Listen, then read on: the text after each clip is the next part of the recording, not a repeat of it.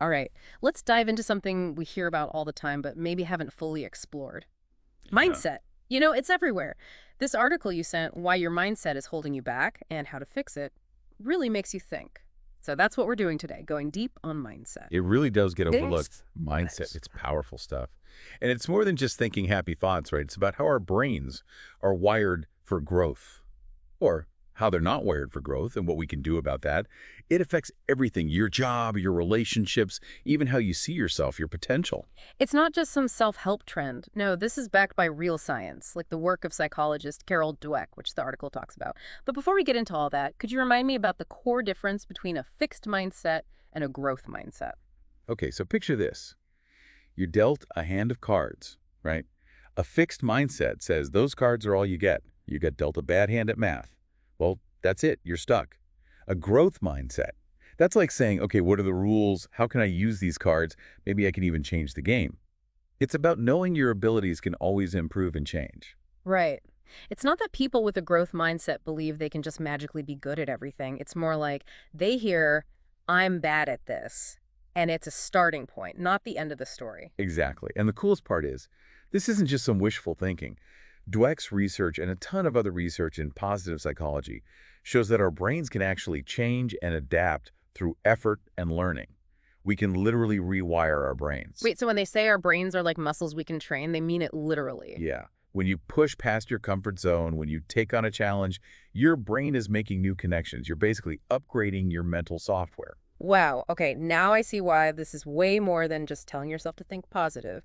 It's really deep stuff. But how does this actually show up in our lives? What happens if we get stuck in a fixed mindset? What are the real consequences? Well, the article talks about how a fixed mindset puts these limits on us. Like we limit ourselves without even realizing it. Because if you believe you can't do something, you're probably not even going to try, right? Exactly. And the effort, if you see that as a weakness, instead of like the path to getting good at something. Yeah, that makes you think. I'd never thought of it like that. It's like these invisible walls we put up. Right. And those walls, they can really mess with everything. Our careers, even our relationships. Like imagine there's a problem at work.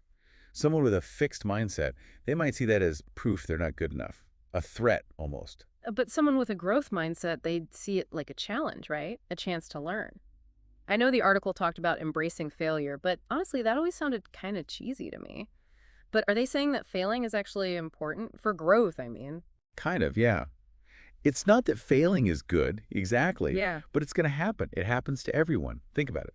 Michael Jordan, even he missed game-winning shots. Yeah. Elon Musk, his rockets, they blew up.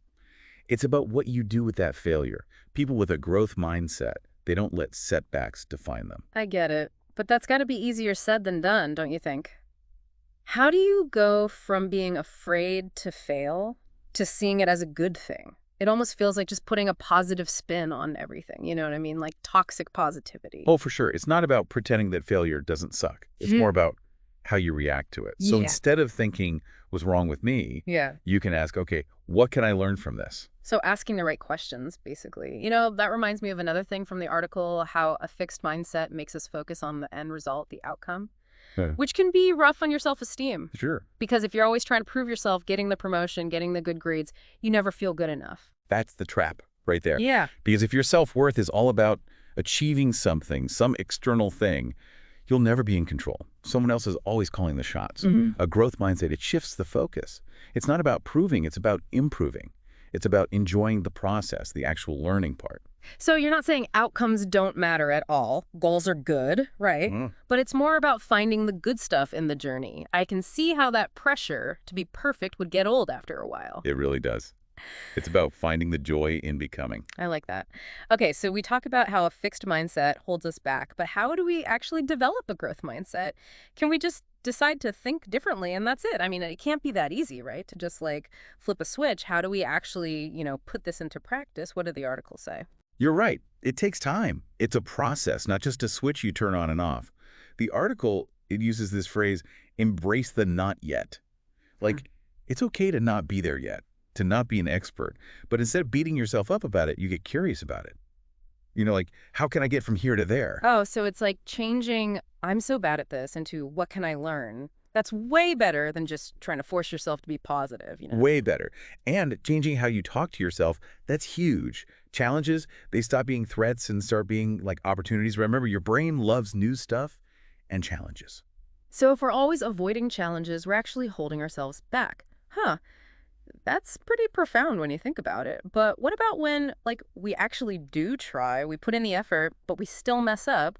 How do you stop yourself from falling back into those fixed mindset habits? That's where, remember how the article talked about process over product? Yeah. That's so key here. Think about it. Michael Jordan, he didn't just wake up one morning as, like, the best basketball player ever. There were tons of missed shots, games he lost. Yeah. But he was able to see those, not as proof that he wasn't good, but as information, data points. So instead of letting those so-called failures mean you're not good enough, you use them to get better, to adjust your course. I mean, that could change everything. But how do we actually do that, in our own lives? It's easy to get inspired by Michael Jordan, but I'm not him. It starts small.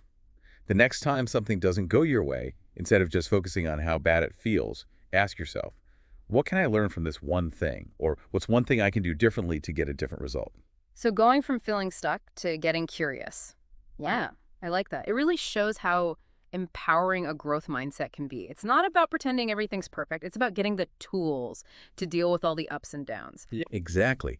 And the amazing part is even tiny changes in your mindset, they can have this ripple effect. You start seeing new possibilities, new opportunities. This deep dive has been amazing. I'm kind of blown away by how much our mindset really shapes our experiences, and we don't even realize it most of the time. So I have a challenge for all of you listening.